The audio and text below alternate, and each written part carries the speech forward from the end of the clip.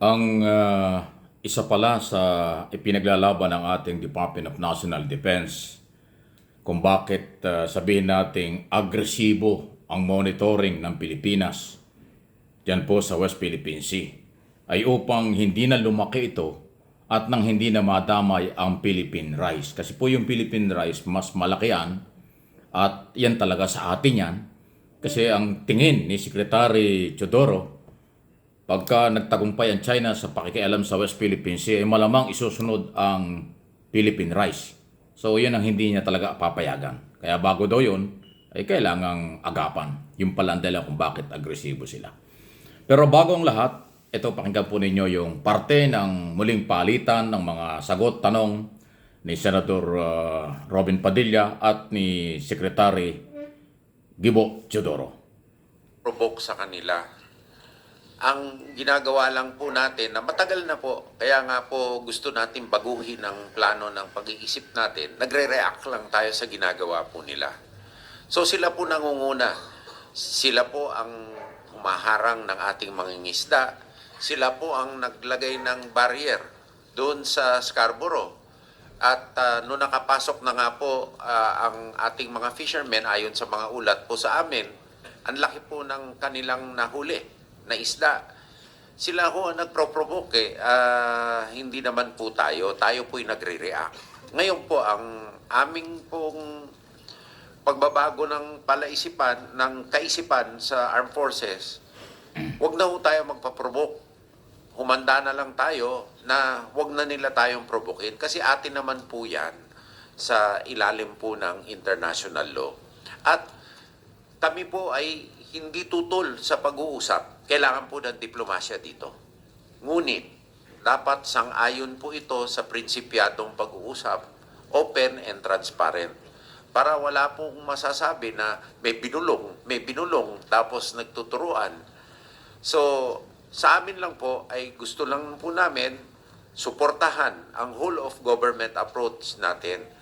Ngayon, sa panig naman po natin, nakikita natin itong West Philippine Sea po ang focus. Pag hindi po natin pinatatag ang ating sandatahang lakas, baka naman po sa Philippine rice mangyari pag naunahan tayo. Kaya po kailangan unahan na po natin. Maraming salamat po. Mahal na kalihim, kasi dito po sa sinabi niya, tayo daw ang naghahanap ng gulo. Gulo din ito. At isa pa pong tanong, ito lamang pong, yung po bang, meron tayo, ano, di ba? Meron lang po ako ipapakita kasi nasaan na po ba tayo ngayon? Kasi kailangan po natin maipaliwanag sa taong bayan kung dito po sa diagram na to, nagahang ba? Okay. Yan, isa nating dapat ayusin yan. Kung gusto natin maging handa. Hindi dapat tayo nagahang. Pakitry lang. Sana po pagka hiniring din yung patungkol sa mandatory, sana nandun din po ang buong armed forces. Ito po. Kailangan lang po maging malinaw po sa ating lahat kung nasaan na po tayong level. Kasi dito po nakalagay po diyan ang Central Military Commission, under niya yung People's Armed Police Force, nasa ilalim niya ang Coast Guard ng China. Yun po ang linaw po doon nakalagay peacetime, yung blue. Kailan po ba natin malalaman kung ang Coast Guard ng China ay under na ng PLA, ng People's Liberation Army?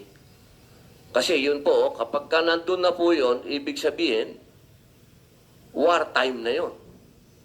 Medyo confusing na po kung nako-confuse po ang mga tao kung nasaan na po ba tayo dito.